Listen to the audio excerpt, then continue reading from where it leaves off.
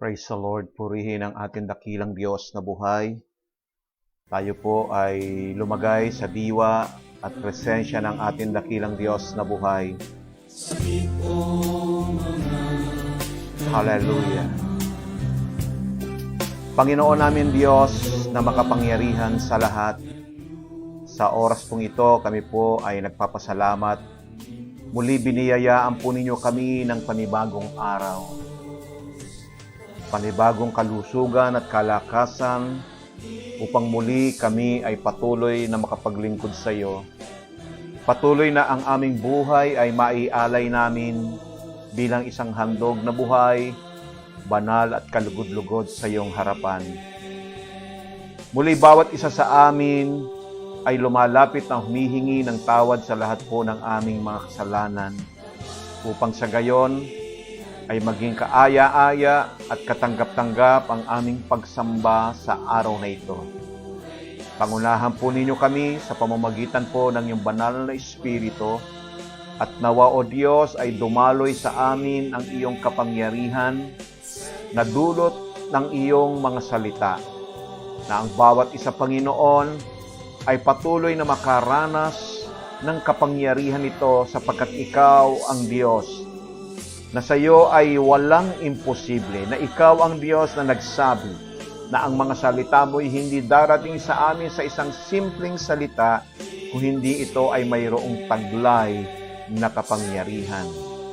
Salamat po o Diyos, sa umagang ito magpakahayag ka sa puso at buhay ng bawat isa, salig sa katotohanan ng iyong banal na salita. Aming inaangkin ang iyong mga pangako at amin po Panginoon Diyos na pinananaligan at sinasampalatayanan ang lahat ng iyong mga salita sa aming buhay. Salamat po Diyos. Maingat po namin ibinibigay, ibinabalik sa iyo ang lahat ng papuri sa pangalan ni Jesus. Amen and amen. Praise the Lord.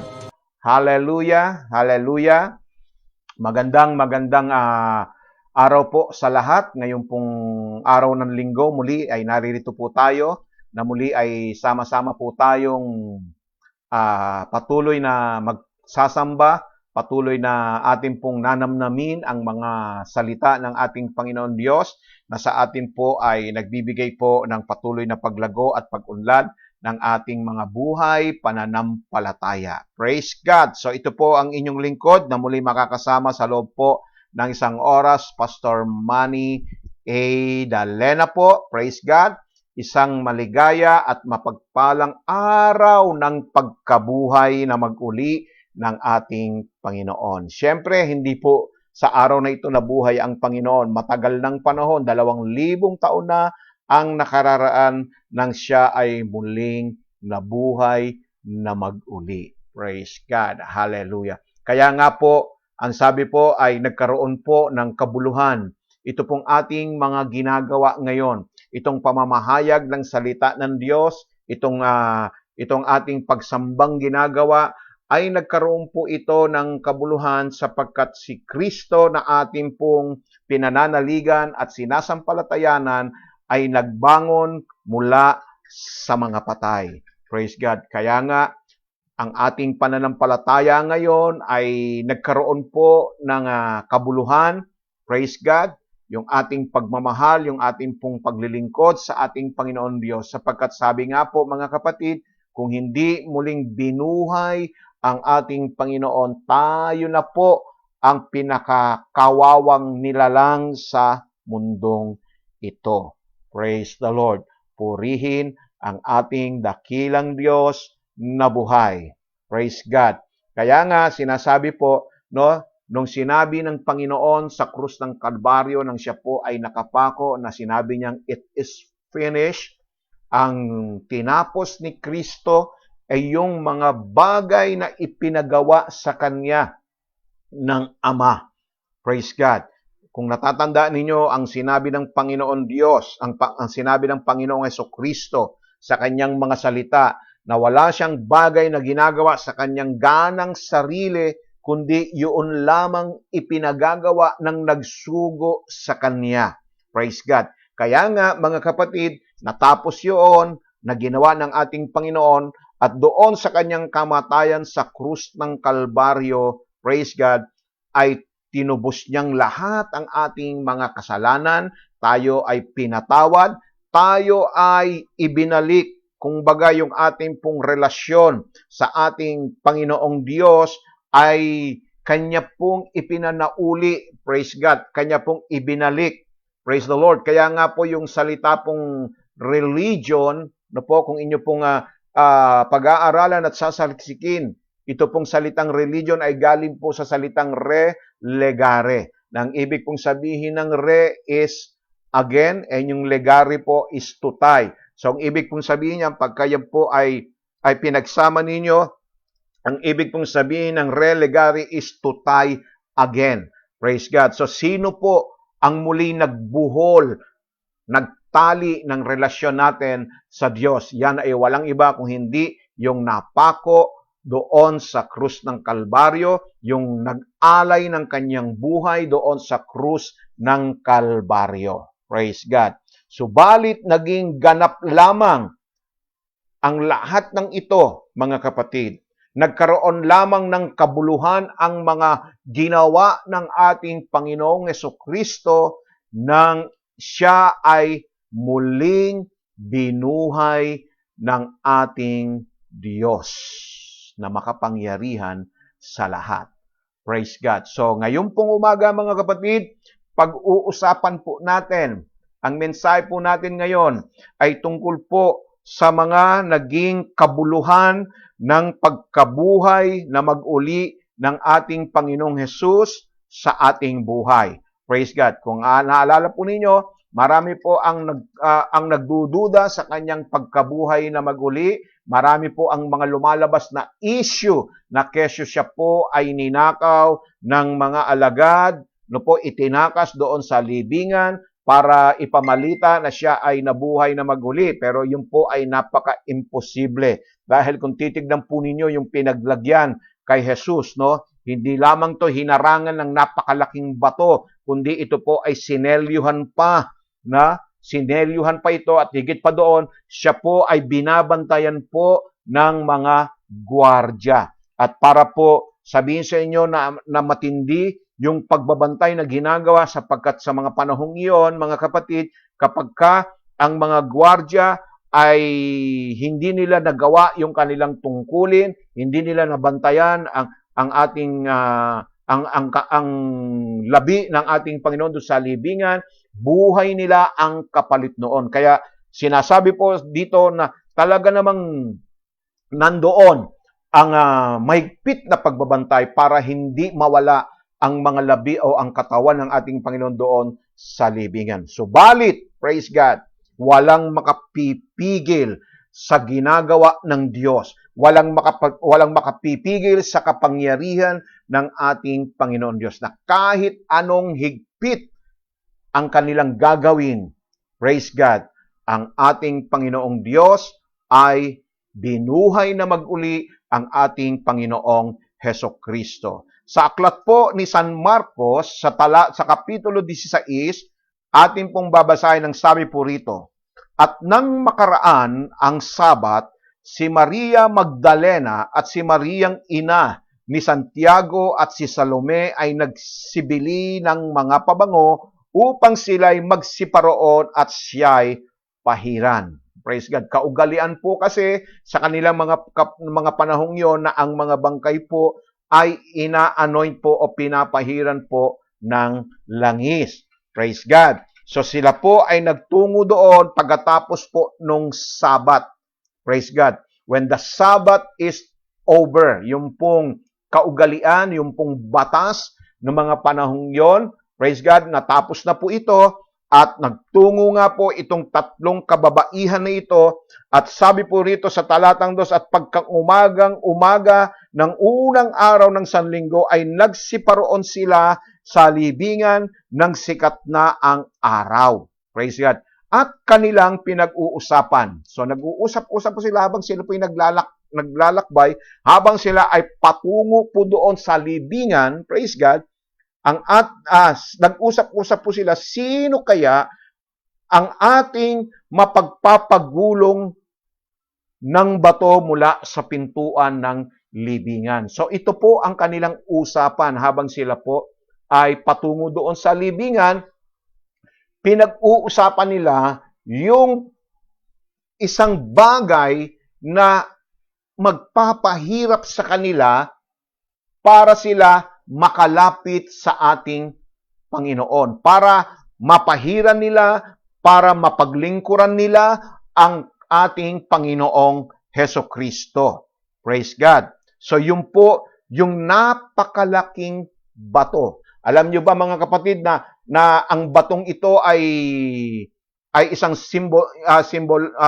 isang simbolikong masasabi po natin sa pangkalahatan na lahat ng tao, ako at ikaw, tayong lahat ay mayroon ding bato, no? Na humahadlang, no? Napakaraming bato sa buhay ng isang tao na humahadlang at maaring ganun din ang katanungan natin sa ating mga sarili na sino kaya ang makapagpapagulong, sino kaya ang makapag-aalis ng malaking batong ito para ako ay magtagumpay, para ako ay makapaglingkod sa Diyos, para ako ay gumaling, para ang COVID-19 ay maalis. Sino kaya ang makapag-aalis ng malaking batong ito? Praise God. So yun po, mga kapatid, no?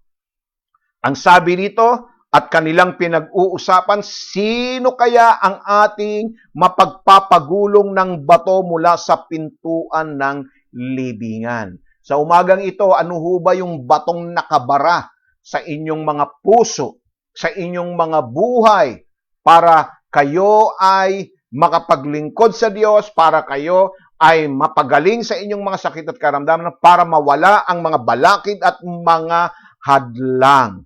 And then, ang sabi po rito sa verse 4, praise God, pakinggan po ninyo ang sinabi po rito sa verse 4. Okay, basahin po natin, no?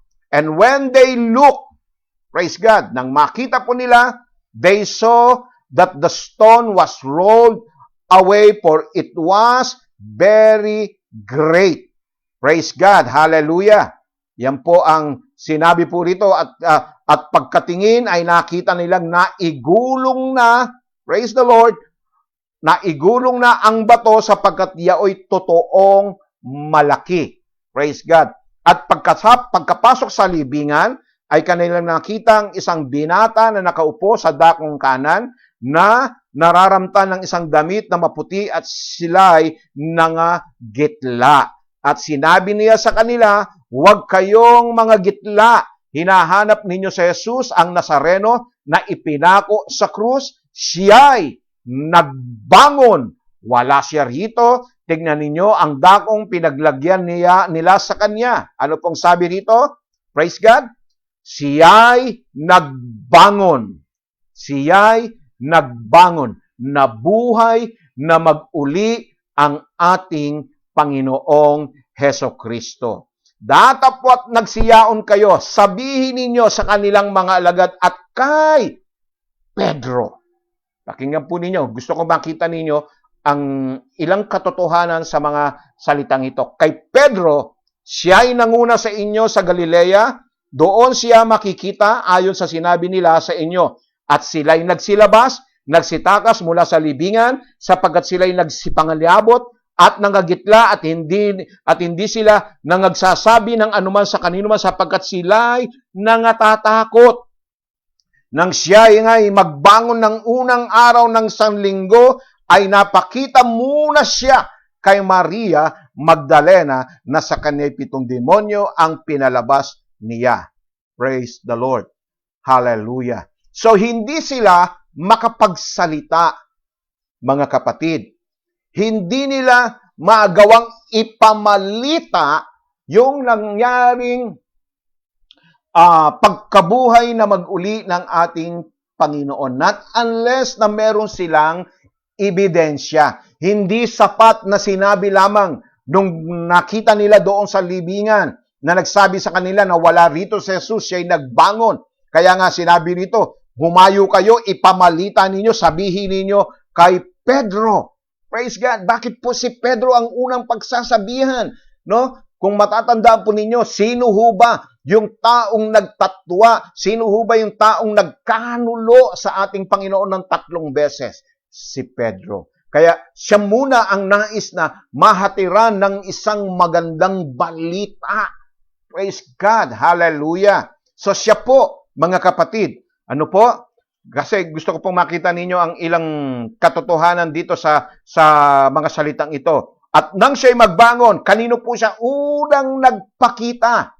No? Nung siya ay nagbangon ng unang araw ng Sanlinggo, ay napakita muna siya kanino? Kay Maria Magdalena. Sino po itong si Maria Magdalena? Ito po yung babaeng muntik ng hatulan ng kamatayan dahil sa batas ng pangangalo niya. Praise God. At naalala niyo, sinabi ng Panginoon, sabi niya doon sa mga humuhusga kay Maria Magdalena, kung sino sa inyo ang walang kasalanan, siya ang unang maghagis ng bato. Praise the Lord. Hallelujah. So, ano ang gusto kong ipakita sa inyo, mga kapatid, sa umagang ito? Bakit po kay Pedro? Bakit po kay Magdalena? Una siyang nagpakita. Bakit sa mga kababaihan na ito? No po? Praise God. At ang sabi nga po rito, mga kapatid, no? Hindi magawang magsalita nila Magdalena at ng kanyang mga kasama sapagkat siya ay wala pang ebidensya, hindi pa niya nakikita. Kaya nga nagpakita ang Panginoon. At sabi rito sa verse 10, siya yumaon at ipinagbigay alam sa mga naging kasamahan na si Jesus, samantalang sila'y nangangahapis at nagsisitangis, at sila ng kanilang nabalita na siya'y nabuhay at nakita ni Magdalena, ay hindi sila nagsipaniwala. Itong problema kasi sa maraming tao ngayon. Praise God. Una, si Magdalena hindi naniwala. Hindi siya makapagsalita, hindi niya maipamalita, hindi niya magawang dalhin ang magandang balita sa mga alagad dahil hindi pa niya personal na nakikita ang Panginoon. Ngayon naman, itong mga alagad nung maghatid ng balita si Magdalena sa kanila, ay hindi rin sila makapaniwala. Hallelujah. Praise the Lord. Amen? Kaya nga, kung minsan, may mga tao na nagsasabi, no, sa banal na kasulatan, na si Thomas ay tinaguriang the doubting Thomas kasi siya mismo ay hindi rin naniniwala not unless na nahawakan niya yung kamay ng ating makita yung mga sugat. So, lahat po sila hindi makapaniwala hanggat wala silang ebidensya. Hanggat hindi nila nakikita ng kanilang mga dalawang mata. Praise the Lord. Purihin ang Diyos. Kaya makikita po natin, no, kung bakit nagpakita ang Panginoon kay Magdalena, no, sa mga kababaihan, bakit sila ang unang pinagpakitaan ng ating Panginoon? Bakit po? Alam na. Dahil alam niyo naman ang mga babae, no? Praise God. Madali hong maghatid ng balita. Magaling magpakalat ng balita. Kaya sila Magdalena sa mga kababaihan siya unang nagpakita. Praise the Lord. Hallelujah. Joke lang po sa mga kababaihan. Ano po? Praise God. Hallelujah. Kasi ito pong mga babae, sila po yung matapang. No? Pagdating sa mga ganitong mga bagay na nakikita po natin na sila po ay ang unang may tungkulin na gawin ang isang bagay na kanilang nakaugalian na pahiran ang katawan ng isang namatay tulad po ng ating Panginoong Hesukristo. Praise God. So sabi po rito mga kapatid, no? Kaya po makikita natin na ito po ay naging isang makabuluhan No, papaano naging makabuluhan sa tao ang pagkabuhay na mag-uli ng ating Panginoong Jesus. Praise God. Bibigyan ko po kayo ng ilang bagay, no? Kung bakit ilang katotohanan po na ito ay naging makabuluhan, yung kanyang pagkabuhay na mag-uli. Unang-una, ito po ay nagkaroon dito dahil sa pagkabuhay na mag-uli ng ating Panginoong Jesus. Tayo po ay nagkaroon ng pagkakataon, no po, ng pagkakataong makapagsisi ng ating mga kasalanan. Praise God. Hallelujah. Ang sabi nga po rito sa Gawa 5:30-31, ibinangon ng Diyos ng ating mga magulang si Jesus na siya ninyong pinatay sa na ibinitin sa isang punong kahoy. Siya'y pinadakila ng Diyos ng kanyang kanang kamay upang maging prinsipe at tagapagligtas, upang magbigay ng pagsisisi sa Israel at kapatawaran ng mga kasalanan. Hallelujah. Kapatawaran, no, pagsisisi. So, it means that repentance is something you are given by the resurrected Christ. Hallelujah. Yan po ang katotohanan. Yung pong salitang repentance, ang ibig pong sabihin nito ay a change of mind. Oh, when the risen Christ gives you a change of mind, sabi nito, ito ay magre-resulta sa pagbabago ng iyong buhay. Pagbabago. Kaya, nagpakita siya sa mga makasalanan. At tandaan po natin, siya po'y naparito para sa mga makasalanan. Napako siya para sa makasalanan. Inihandog niya at inialay niya ang kanyang buhay para sa makasalanan. Kaya nung siya ay nabuhay na mag-uli, nagpakita siya kay Magdalena na makasalanan at nais ipamalita ang magandang balita kay Pedro na nagkanulo sa kanya ng 3 beses upang sila ay magkaroon ng pagbabago at pagsisisi. Praise God! Hallelujah! Yan po ang isang katotohanan na makikita po natin. Sabi nga rito sa verse 26 ng Acts chapter 3, unto you, first God, having raised up His Son Jesus, set Him to bless you in turning away every one of you from his iniquity, sa ating mga kasalanan. So, it brings repentance, yung kanyang pagkabuhay na mag-uli. Naghahatid ito ng pagsisisi at pagbabago ng ating isipan, pagbabalik loob sa ating Panginoong Diyos. Kasi po kung hindi siya nabuhay na mag-uli, anong saysay ng mga ginawang sakripisyo ng ating Panginoon? Paano ito makapagdudulot ng pagsisisi, ng pagbabago sa buhay ng tao kung ito po ay kung ang ating Panginoon ay hindi po nabuhay na mag-uli? Praise God. Ikalawa po, sabi rito, ito ay nagbibigay sa tao ng pagkakataon na sila po ay maipanganak na muli. Ibig sabihin, ma-born again, yung kanyang pagkabuhay. Praise God. Sabi nga po ng isang magaling na reformer, na si John Calvin, ang sabi niya rito, bagamat po na kumpleto ang ating kaligtasan sa pamamagitan ng kamatayan ni Kristo, at dahil dito ay nabalik tayo, ay na-reconcile tayo sa Diyos sa pamamagitan nito, but, sabi rito, it is by His resurrection, not His death, that we are said to be born to a living hope. To be born to a living hope. Sabi po ng 1 Peter 1:3, pakinggan po ninyo, purihin nawa ang Diyos at Ama ng ating Panginoong Hesukristo na ayon sa kanyang malaking awa ay ipinanganak na muli tayo. Ipinanganak na muli tayo sa isang buhay na pag-asa sa pamamagitan ng pagkabuhay na mag-uli ni Hesukristo sa mga patay. Anong sabi po dito? Ipinanganak tayong muli sa isang buhay na pag-asa. Wow! Praise God! So, ibig pong sabihin, kung hindi nabuhay na mag-uli ang ating Panginoong Hesukristo mula sa mga patay, ay wala po tayong inaasahan sa mundong ito.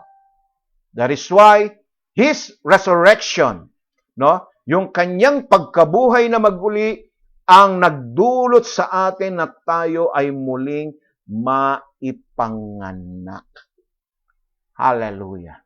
Praise the Lord.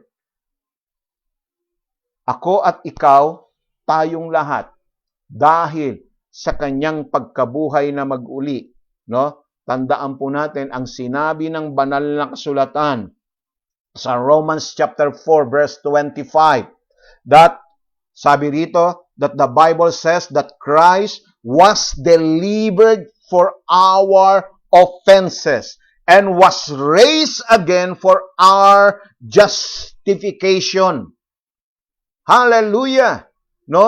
Praise the Lord! Na tayo ay pinalaya sa lahat ng ating mga pagsalangsang, praise God, at tayo ay ibinangong muli, praise God, para po sa pagpapawala tayo ay pinawalang sala.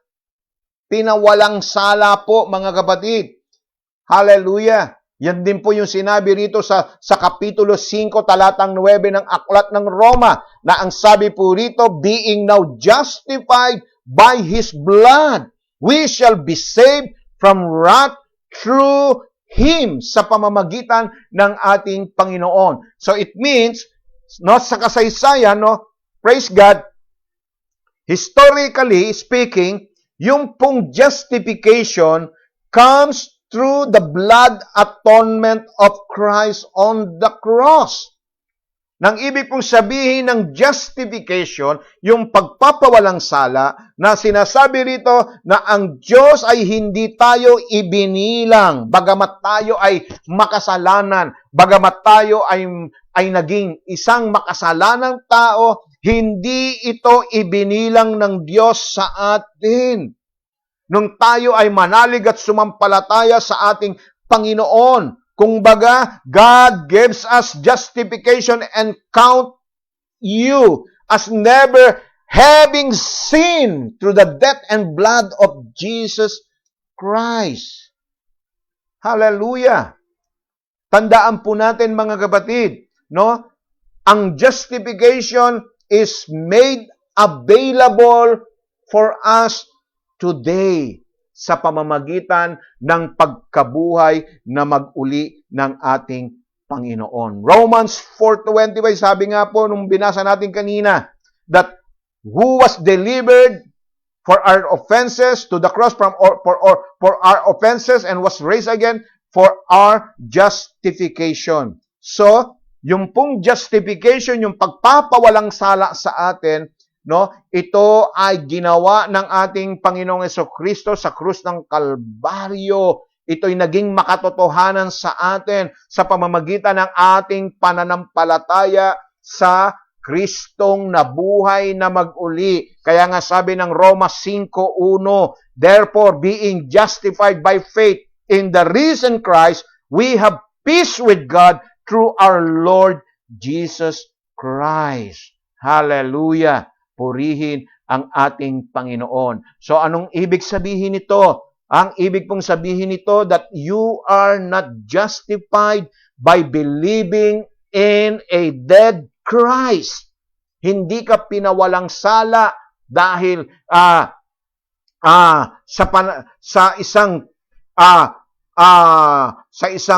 paniniwalang sa isang Kristong hindi nabuhay, na namatay. But when you believe in the risen Christ, His death and His blood cleanse you and make you just and sinless in the sight of God.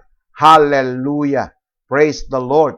Purihin ang ating Panginoon. So, because of the resurrection, we are now justified and we can be born again. Hallelujah! Purihin ang ating Panginoon. Praise God! Hindi lang yun ang naging kabuluhan ng pagkabuhay na mag-uli ng ating Panginoon sa ating buhay.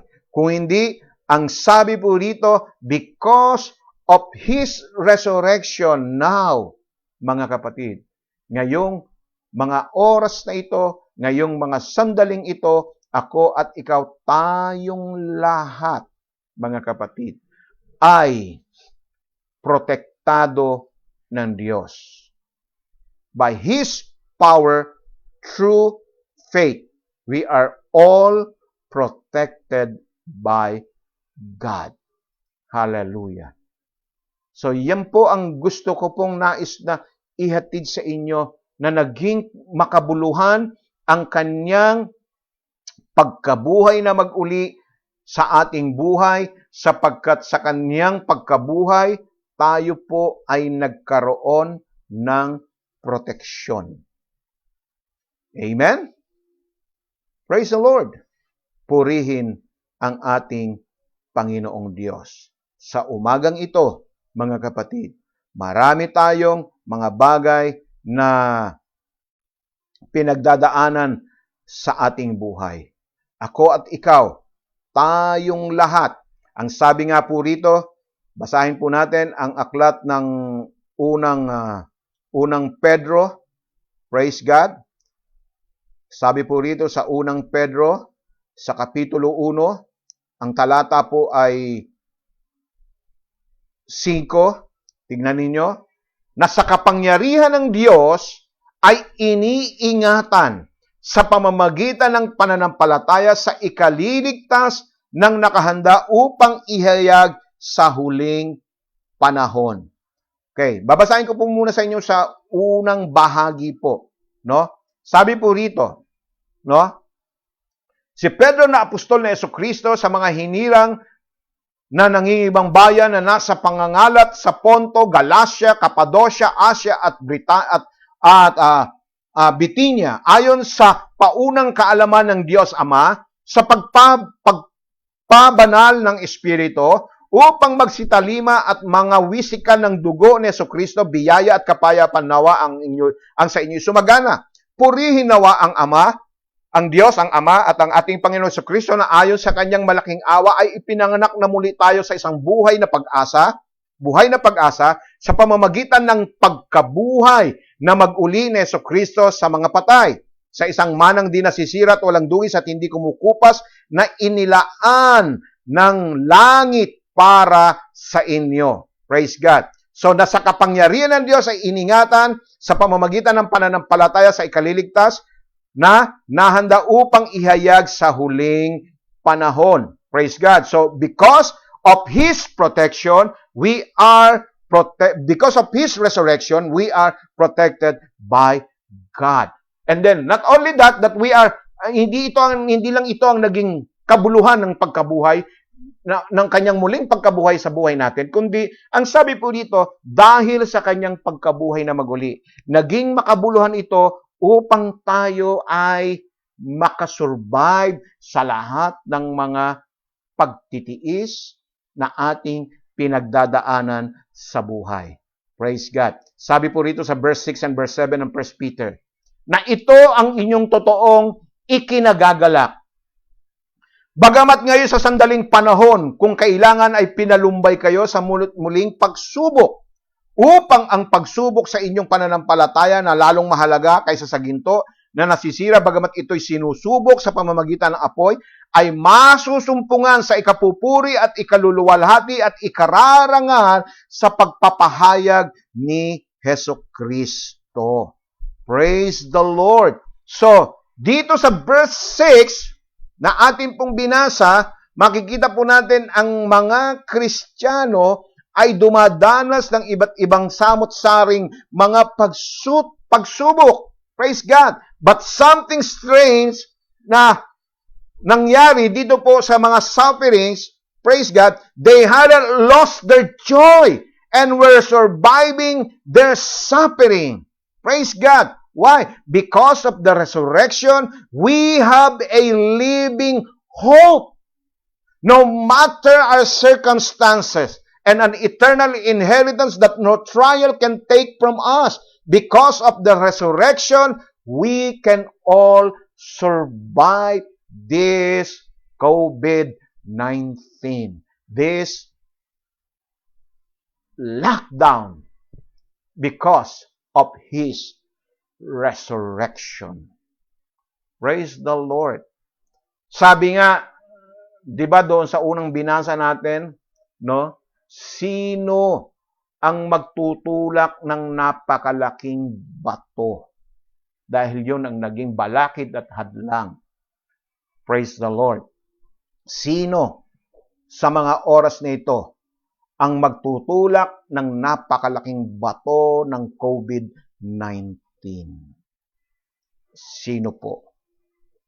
Sa palagay ninyo, sa inyong buhay, marami tayong bato. No? Maraming bato na nakaharang at nakahadlang sa buhay ng bawat mananampalataya. Hanggat hindi po natin ito naaalis, praise God, maybe the stones, yung pong tinatawag na the stony heart, batong puso, praise the Lord, bato na punong-puno ng mga problema. Marami tayong bato na nasa buhay natin. Sino ang mag-aalis? Sino ang magtutulak nito?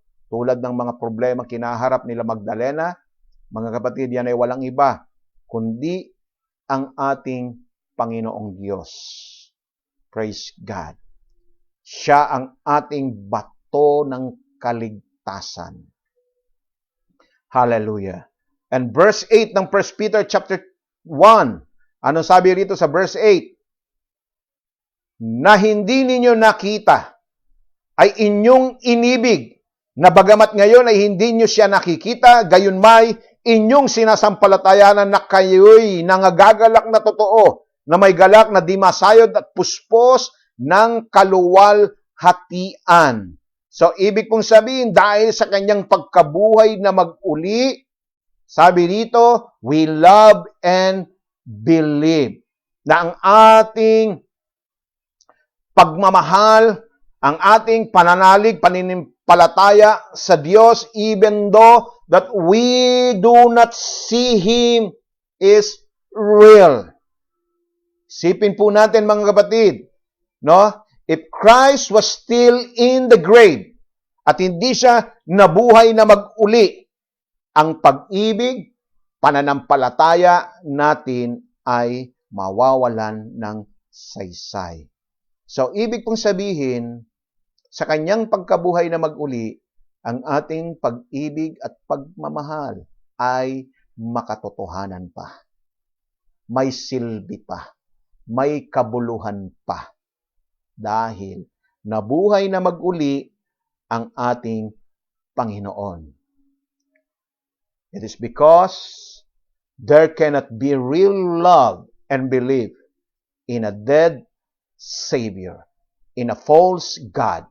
But Jesus Christ rose from the dead, so we can truly love Him, believe Him, because we are in a living, personal relationship with the risen Lord. Hallelujah. Praise God. At panghuli, sabi dito sa verse 8, balikan natin yung verse 8 na binasa po natin. Opo, ulitin natin yung verse 8, na hindi ninyo nakikita ay inyong iniibig, na bagamat ngayon ay hindi nyo siya nakikita, gayon may inyong sinasampalatayan na kayo'y nangagagalak ng totoo. Na kayo'y nagagagalak ng totoo, na may galak na di masayod at puspos ng kaluwalhatian. So, ibig pong sabihin, it is because of His resurrection naging makabuluhan ang buhay natin dahil tayo ngayon ay nagagalak at nasisiyahan.